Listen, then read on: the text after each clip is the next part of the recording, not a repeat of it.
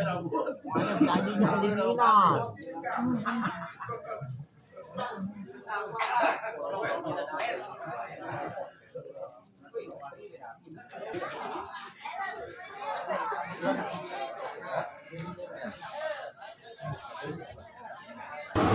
yakni Ibu Bapak Binti Ahmad Nuril MF selaku Ketua Yayasan Tahjibul Kus. Kepadanya kami segera persilakan. Shallu ala Muhammad.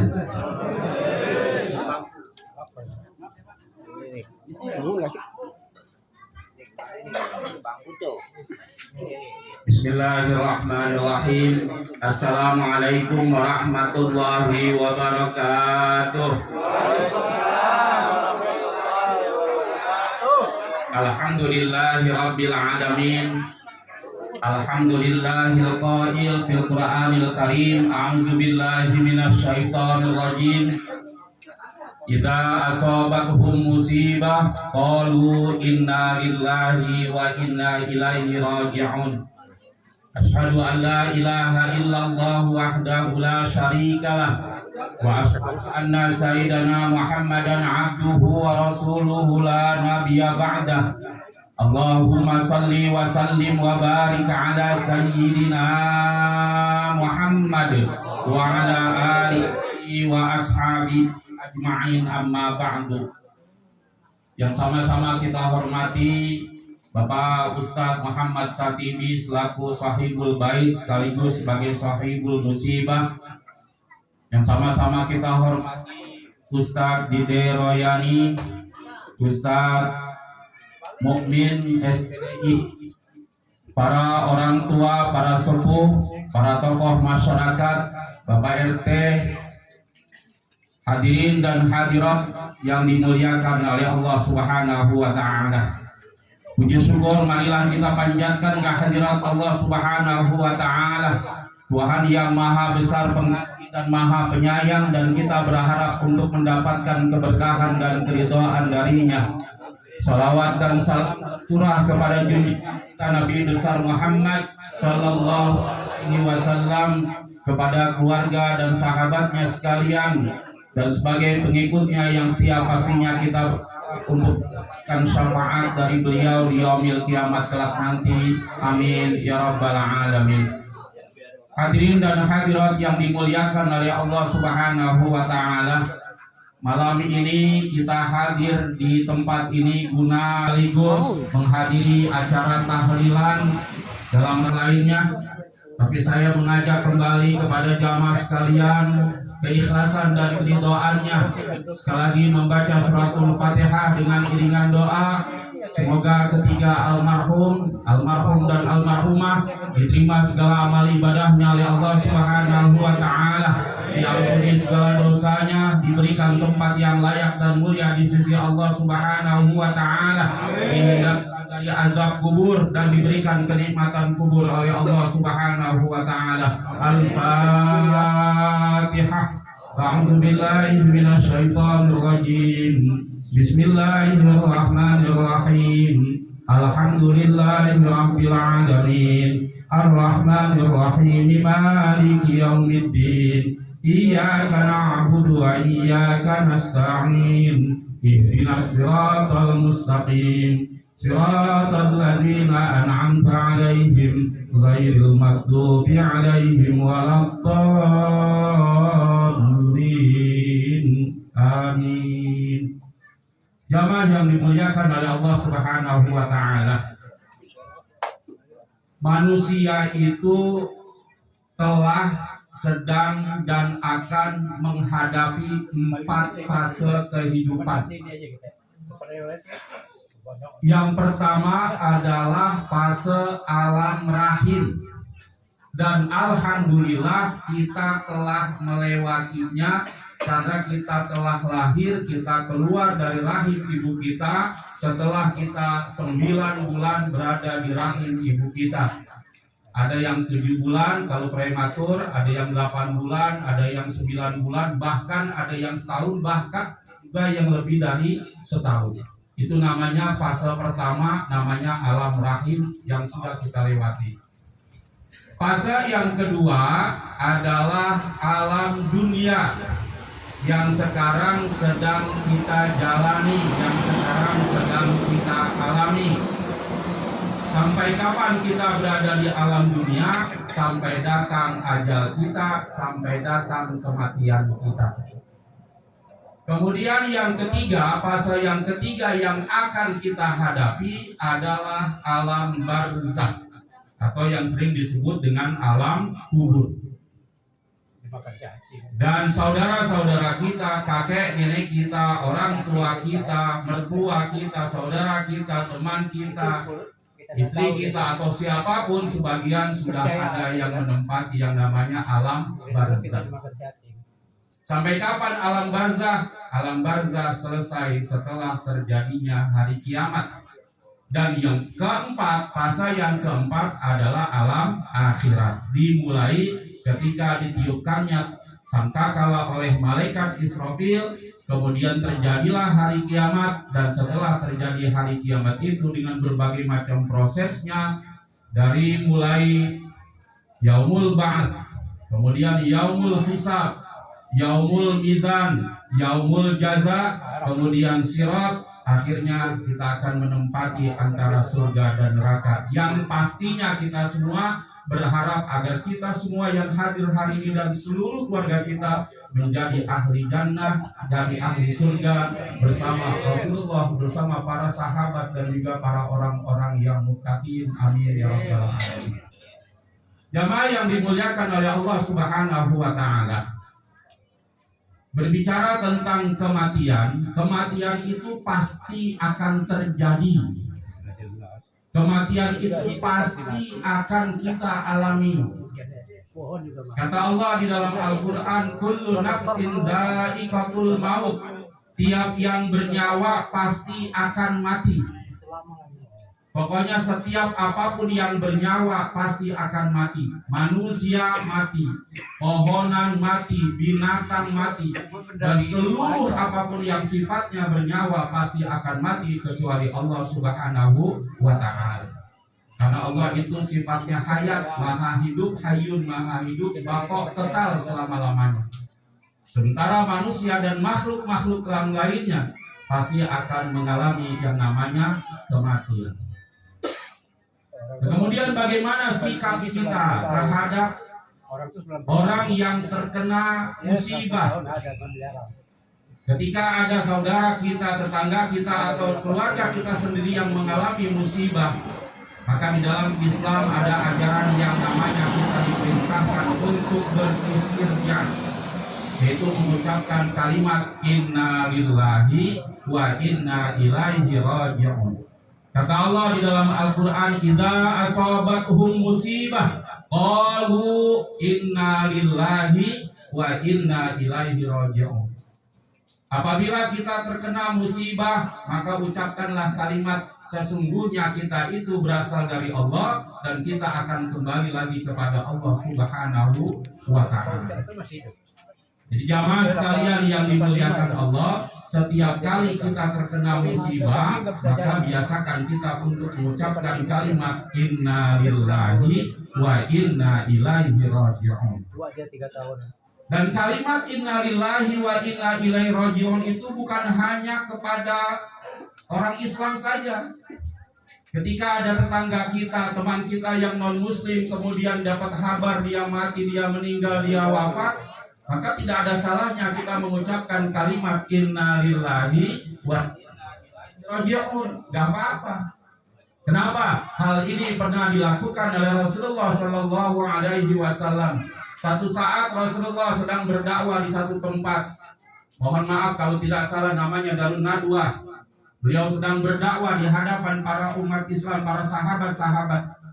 Duduk bersimpuh seperti halnya kita mengaji. Tiba-tiba terdengar di luar bahwa ada mayat yang sedang digotong di keranda atau di kurung batang. Rasulullah menghentikan dakwahnya sementara, kemudian Rasulullah bangkit mendekati jendela, kemudian Rasulullah berdiri dan menyaksikan sambil mengucapkan inna lillahi wa inna ilaihi raji'un. Salah seorang sahabat bilang, ya Rasulullah, jenazah yang lewat tadi, mayit tadi bukan orang Islam tapi orang Yahudi. bukan orang Islam, non Muslim tapi Yahudi. Kata Rasulullah, aku tak manusianya sebagai makhluk ciptaan Allah Subhanahu wa Ta'ala. Jadi jamaah sekalian, ketika kita mendengar tetangga kita atau teman kita, mungkin teman sekolah atau teman apa saja, teman kerja, bahkan mungkin bos kita yang non Muslim wafat mati, tidak ada salahnya kita mengucapkan inna lillahi wa inna ilaihi raji'un. Tetapi sebatas itu, hanya sebatas itu. Nggak boleh kemudian setelah kita mendengar ada tetangga kita yang non Muslim dia kabarkan mati, kemudian kita mengucapkan innalillahi, kemudian kita bilang, yuk sama-sama kita baca suratul Fatihah dengan iringan doa, mudah-mudahan tetangga kita ini diterima segala amal ibadahnya. Haram hukumnya, nggak boleh. Jadi kalau non Muslim, kita tidak boleh mendoakan supaya dia diampuni dosanya. Itu yang pernah dilakukan oleh Rasulullah. Kata Rasulullah, wahai pamanku. Waktu itu pamannya adalah Abu Thalib. Abu Thalib itu orang paman beliau yang sangat sayang sama beliau, cinta sama beliau, dukung perjuangan Islam, membela Rasulullah. Ketika Rasulullah mau dibunuh pun beliau yang jaga Rasulullah. Sayang karena tidak dapat hidayah, maka di akhir hayatnya beliau tidak sempat mengucapkan kalimat tahlil, tidak mengucapkan kalimat la ilaha illallah. Apa kata Rasulullah? Seandainya Allah izinkan, maka aku akan berdoa untuk diampuni dosa-dosamu. Tapi karena Allah tidak mengizinkan, maka aku tidak mendoakan pamanku ini. Jadi ketika ada non Muslim yang wafat, boleh kita mengucapkan kalimat innalillah, tetapi kita tidak boleh kemudian mendoakan supaya diampuni dosa-dosanya, karena itu hukumnya haram. Bagaimana kalau kita takziah? Bagaimana kalau kita melayat ke rumah orang yang terkena musibah tersebut, tetangga kita yang non Muslim itu mati, kemudian kita melayat, boleh atau tidak? Boleh. Boleh. Kemudian kita membantu pasang tenda, membantu pasang kursi, membantu membagikan makanan, minuman kepada tamu-tamunya, boleh. Tapi ingat, sebatas itu. Jangan kemudian kita ikuti dekati jenazahnya, kemudian kita angkat tangan mendoakan si almarhum atau si mendiang ini. Jangan kita doakan. Sebatas untuk membantu takziah atau melayat saja tanpa harus ikut-ikutan berdoa. Itu toleransi Islam di situ. Demikian juga Rasulullah pernah mencontohkan ketika orang Yahudi sakit. Ketika non-Muslim sakit, bolehkah kita menjenguknya dan mendoakannya? Jawabannya adalah boleh. Kita punya teman non-Muslim, kita punya tetangga non-Muslim, kita punya bos umpamanya non-Muslim. Kemudian dia sedang sakit, dirawat di rumah sakit atau kemudian kita datang ke rumahnya atau ke rumah sakit, boleh. Bahkan mendoakannya pun boleh. Jadi teman kita yang non Muslim ini sakit, kemudian kita doain supaya dia sembuh, boleh. Kenapa? Hal ini pernah dilakukan oleh Rasulullah kepada tetangganya yang Yahudi yang sedang sakit. Rasulullah datang ke rumah orang tersebut, kemudian Rasulullah mengangkat kedua tangan, bahkan Rasulullah menyiapkan segelas air yang dibacakan. Apa kata Rasulullah? Syafaqallahu syifaan ajilan syifaan la yughadiru ba'dahu saqaman birahmatika ya arhamar rahimin. Jamaah sekalian, Rasulullah siapkan air, kemudian air itu dibacakan Allah, kemudian dibacakan doa. Doanya adalah seperti tadi, syafaqallahu syifaan ajilan syifaan la yughadiru ba'dahu saqaman birahmatika ya arhamar rahimin. Intinya apa? Intinya bahwa doa itu agar Allah menyembuhkan penyakit orang Yahudi tetangga Rasulullah yang sedang sakit tadi, kemudian diberikan kepada Yahudi tadi untuk diminum, bahkan sedikit diambil Rasulullah kemudian dicipratkan ke tubuh orang Yahudi tadi. Boleh jamaah sekalian, kita datang menjenguk orang yang sakit walaupun dia non Muslim, bahkan mendoakannya. Itu lagi-lagi toleransi kita sebagai umat Islam kepada umat yang lainnya. Tapi dalam urusan akidah, dalam urusan ibadah, dalam urusan syariat, lakum dinukum waliyah. Agamamu agamaku, agamaku. Subhanallah. Jamaah yang dimuliakan oleh Allah Subhanahu wa taala. Kemudian ketika kita menerima musibah, mengucapkan istirja, innalillahi wa inna rajiun, bukan hanya kepada manusia saja, bahkan kepada binatang sekalipun yang mati boleh kita sebut innalillahi wa inna ilaihi rajiun. Kita punya kucing di rumah, ajalnya udah nyampe, entah kelindas, entah kenapa tiba-tiba dia mati, kita ucapkan innalillahi wa inna ilaihi rajiun. Lagi enak-enak begini tiba-tiba lampu listrik pada mati, innalillahi wa inna ilaihi rajiun. Kebetulan saya di rumah hobi miara ikan hias, hanya sekedar ada ikan koi, ada ikan patin, banyak. Yang sebut innalillahi itu walaupun hanya binatang kan Allah. Kemudian jamaah dapat kabar teman kita ketabrak. Kemudian belum dapat kabar lebih lanjut, ketika dibilang teman kita ketabrak, kita langsung innalillahi wa inna ilaihi rajiun. Kata teman kita, belum mati, teman kita nggak mati. Yang namanya ketabrak, yang namanya kecelakaan, yang namanya musibah, mohon maaf, mati ataupun tidak mati, maka tetap kita ucapkan irtija idza asobathum musibah. Apabila terjadi musibah apa saja, gunung meletus, musibah badai, musibah banjir, musibah kebakaran, musibah kemalingan, musibah kerampokan, musibah pembunuhan, musibah penyakit dan apa saja, maka jangan pernah lupa untuk mengucapkan kalimat innalillahi wa inna ilaihi rajiun. Jamaah yang dimuliakan oleh Allah Subhanahu wa taala. Kemudian kata Rasulullah, al-mautu nasihah. Mati itu adalah nasihat. Ketika kita mendengar ada seseorang yang wafat, yang mati, yang meninggal dunia, kemudian ketika kita diundang untuk menghadiri acara tahlilan, menghadiri acara haul atau menghadiri ziarah, yang otomatis adalah kita akan ingat kepada kematian. Jadi kata Rasulullah, al-mautu nasihah. Kematian itu adalah nasihat. Nasihat buat kita yang masih hidup untuk bisa mempersiapkan diri kita dengan sebaik-baiknya untuk kita juga akan menghadapi yang namanya kematian. Karena mati itu kan rahasia Allah. Mati itu tidak tahu. Rasulullah tentang kematian, Rasulullah jawab, itu urusan Allah. Bahkan malaikat Ijrail sebagai pencabut nyawa pun tidak tahu dia akan mencabut nyawa siapa sebelum dapat perintah dari Allah Subhanahu wa taala. Jadi yang tahu hanyalah Allah. Ada yang bapak ibunya masih ada, anaknya udah mati. Ada yang mertuanya masih ada, mantunya sudah mati. Ada yang kakek neneknya masih ada, cucunya udah pada mati. Tapi ada juga aki-aki yang udah tua banget, nggak ibadah lagi, tapi nggak mati-mati. Nah ini rahasia Allah, ini rahasia Allah. Jadi kematian itu pada dasarnya adalah nasihat buat kita. Oleh karena itu, malam ini izinkan saya menasehati diri saya sekaligus mengajak jamaah sekalian untuk mempersiapkan diri kita dalam rangka menghadapi kematian. Karena bisa jadi setengah jam dari sini kita mati, wallahu a'lam bishawab. Bisa jadi mungkin entah kapan kita akan mati, karena tidak ada yang tahu. Tidak ada yang tahu tentang kematian itu.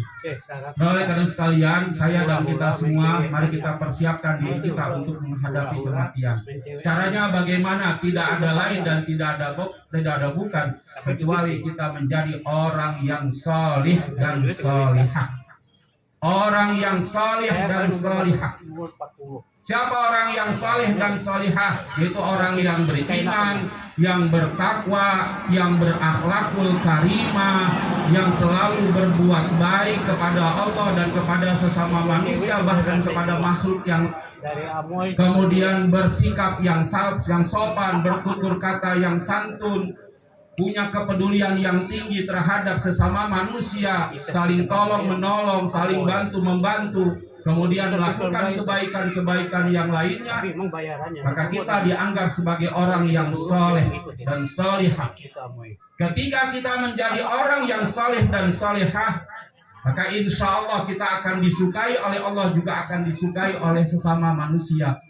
Kita akan dicintai ke tetangga kita, saudara kita, teman kita, lingkungan kita akan cinta sayang kepada kita kalau kita soleh dan solihah. Bahkan nanti di akhirat Allah janjikan kita akan dimasukkan ke dalam surganya Allah Subhanahu wa taala. Allah yang janji. Apa kata Allah dalam Al-Qur'an? Innal ladzina amanu wa amilus solihati lahum jannatun na'im. Janji Allah jamaah. Itu janji Allah. Kata Allah dalam Al-Quran, innal ladzina amanu, sesungguhnya orang-orang yang beriman, wa amilus solihat, dan beramal soleh, lahum jannatun na'im, tempat mereka, bagi mereka adalah surga yang penuh dengan kenikmatan. Subhanallah. Itu janji Allah. Manakala kita menjadi orang-orang yang soleh. Tetapi tidak cukup hanya menjadi orang yang soleh, karena untuk menjadi orang yang soleh tidak segampang membalikan telapak tangan. Perlu perjuangan, perlu kerja keras, perlu niat, perlu usaha yang maksimal, perlu doa yang sungguh-sungguh. Kenapa? Karena di dalam perjalanan kita, di dalam hidup ini, untuk meraih menjadi orang yang soleh dan solehah, pasti setan tidak akan pernah tinggal diam. Tadi Quran sudah dibaca, yuwaswisu fi sudurin nas. Di dalam surat An-Nas, qul a'udzu birabbin nas, Allah katakan yuwaswisu fi sudurin nas, setan yang selalu menggoda dada hati manusia. Setan yang mana? Minal jinnati wan nas, setan dari bangsa jin yang gak kelihatan, dan setan dari bangsa manusia yang kelihatan. Mohon maaf kalau ada orang yang kemudian dasar lu setan. Gua bukan setan, gua manusia. Tapi ingat kata Allah, setan juga ada dari bangsa manusia. Minal jin nati wan nas, dari bangsa jin dan dari bangsa manusia. Setan dari bangsa jin gak digoda supaya dia maksiat. Yang pokoknya ketika kita mau melakukan kebaikan, maka setan tidak tinggal diam, dia akan menggoda. Itu setan bangsa jin yang tidak kelihatan. Tapi kata Allah ada lagi setan yang lain, setan bangsa manusia. Dan mudah-mudahan kita termasuk bukan golongan orang-orang yang dianggap setan. Mudah-mudahan bukan setan kita ini. Siapa mereka? Ya teman kita, saudara kita, tetangga kita, atau siapa? Bapak-bapak, ibu-ibu jamaah sekalian sudah hafal doanya. Apa doa Nabi Adam? Sebagai bentuk permohonan ampunnya kepada Allah. Rabbana dzalamna anfusana wa illam taghfir lana wa tarhamna lanakunanna minal khasirin. Itu doa Nabi Adam. Ketika dia diusir dari surga karena mendekati dan memakan buah khuldi, dia merasa bersalah dan berdosa. Doanya adalah Rabbana dzalamna anfusana dan seterusnya. Nabi Adam pernah berbuat salah. Nabi Yunus juga pernah berbuat salah. Kenapa? Karena setelah berpuluh-puluh tahun berdakwah di satu daerah yang namanya Ninawa, antara Irak dengan Iran, perkampungan ada namanya Ninawa, berpuluh-puluh tahun, tapi yang mau beriman kepada Allah dan yang mau mengakui Yunus itu sebagai Nabi dan Rasul hanya 2 orang. Bayangin coba, berdakwah di ratusan ribuan orang puluhan tahun, tapi yang mau percaya hanya 2 orang. Rupanya Nabi Yunus agak kesel, tanpa dapat izin, tanpa minta izin kepada Allah, akhirnya beliau tinggalkan Ninawa untuk pergi ke tempat lain. Jamaah pasti pernah dengar ceritanya, di lautan, di kapalnya terkena badai. Kemudian salah satu cara untuk mengurangi beban berat kapalnya, maka diundi siapa yang harus dibuang ke laut. Barang-barang udah dibuang semua, tapi masih saja mau tenggelam. Akhirnya diundi, siapa yang namanya keluar maka dia yang harus cemplungin ke laut. Undi keluar nama Yunus, cemplungin. Belum dicemplungin, ulang lagi. Dia lagi keluar. Ulang lagi 3 kali nama Yunus keluar. Akhirnya Nabi Yunus ditenggelamin ke laut. Tapi Allah Subhanahu wa taala sayang dan cinta sama Nabi Yunus. mukjizatnya beliau diselamatkan oleh ikan Zunnun, ikan yang disebut katakanlah mungkin paus, mungkin lumba-lumba. Ketika Nabi Yunus berada di dalam perut ikan, Nabi Yunus merasa bersalah karena beliau telah meninggalkan dakwah padahal belum dapat izin dari Allah dan tidak minta izin kepada Allah.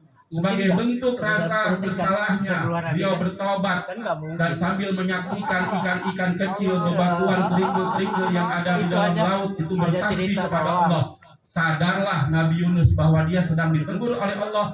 Ikan kecil saja, batu bebatuan saja bertasbih sama Allah. Maka Nabi Yunus bertasbih. Apa tasbihnya? Kalimatnya, La ilaha illa anta subhanaka inni kuntu minaz zalimin. Itu pengakuan dosa Nabi Yunus atas kesalahan yang dilakukan. Bukan hampir semua manusia pernah salah. Mau presiden, mau gubernur, wali kota, bupati, lurah, camat dan sebagainya. Mau kiai, mau habib, mau ustadz, apalagi Nur Oyuni, apalagi saya, pasti banyak dosa. Karena kata orang tadi, setiap manusia pasti pernah berbuat salah dan lupa. Satu yang tidak pernah berbuat salah yaitu Nabi Muhammad Sallallahu Alaihi Wasallam. Kenapa? Karena beliau punya sifat maksum, terbebas dari dosa, terbebas dari kesalahan. Nabi Muhammad nggak pernah salah karena setiap gerakannya, ucapannya, perbuatannya, perkataannya, tindak tanduknya selalu dapat wahyu dari Allah, selalu dapat tuntunan dari Allah Subhanahu Wa Taala. Tapi pertanyaannya, pernahkah Rasulullah lupa? Jawabannya, pernah. Buktinya mana? Buktinya kita sholat kalau lupa ada yang namanya sujud sahwi. Kenapa? Karena Rasulullah pernah lupa sholat asar sampai 5 rakaat. Satu saat Rasulullah pernah sholat zuhur hanya 3 rakaat.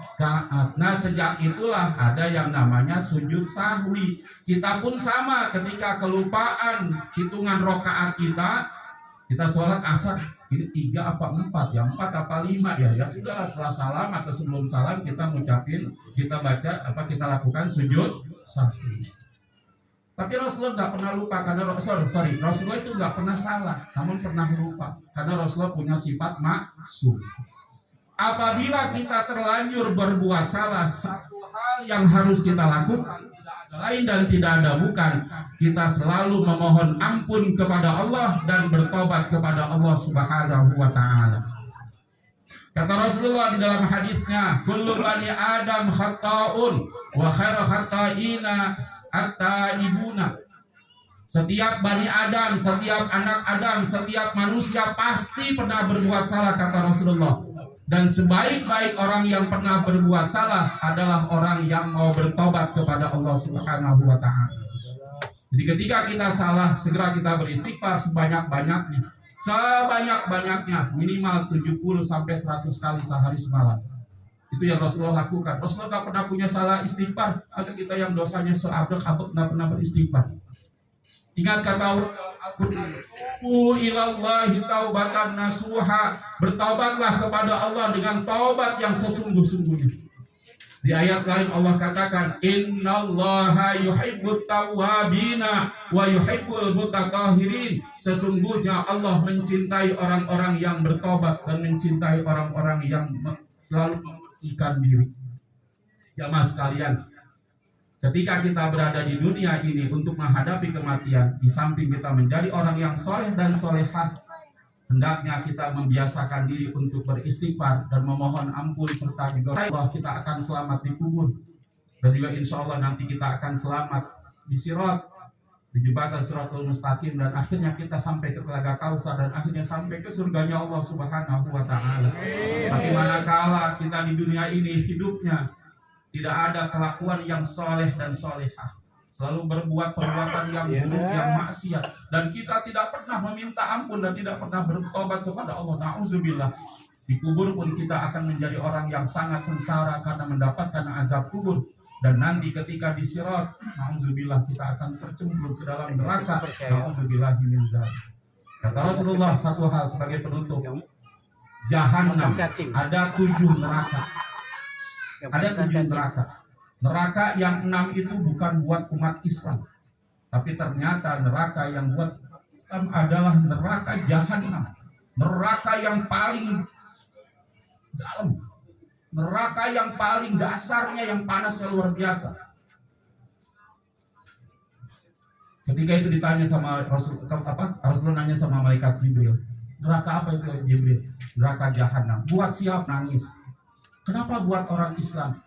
Orang Islam yang mati sebelum bertobat, dia mati tapi belum bertobat, maka tempatnya adalah neraka jahanam. Na'udzubillah min dzalik. Mendengar itu Rasulullah pingsan, nangis dan pingsan. Setelah itu 3 hari 3 malam Rasulullah tidak pernah keluar kecuali untuk sholat. Dan dalam sholatnya Rasulullah selalu masuk kita khawatir mati tetapi kita belum sempat bertobat kepada Allah Subhanahu wa taala. Oleh karena itu jamaah sekalian, yuk saya dan kita semua kita biasakan beristighfar, kita biasakan untuk senantiasa bertobat kepada Allah Subhanahu wa taala, sehingga pada saat kita mengalami kematian, kita mati dicabut nyawa kita oleh Allah Subhanahu wa taala, maka kita mati dalam keadaan husnul khatimah, dalam keadaan mati yang telah bertobat kepada Allah Subhanahu wa taala. Amin ya rabbal alamin. Jamaah yang dimuliakan Allah, terima kasih dan mohon maaf. Billahi taufiq wal hidayah. Assalamualaikum warahmatullahi wabarakatuh. Yang telah kita dengarkan bersama-sama, yang telah disampaikan oleh guru kita semua, yakni Abidul Kiram Bapak Ki Haji Ahmad Guru Yuni MM. Mudah-mudahan apa-apa yang disampaikannya bisa menjadi pelajaran buat kita semua, dan mudah-mudahan apa-apa yang disampaikannya menambahkan ilmu buat kita semua juga. Kepada Ustaz Abbas dengan segala hormat kami persilakan.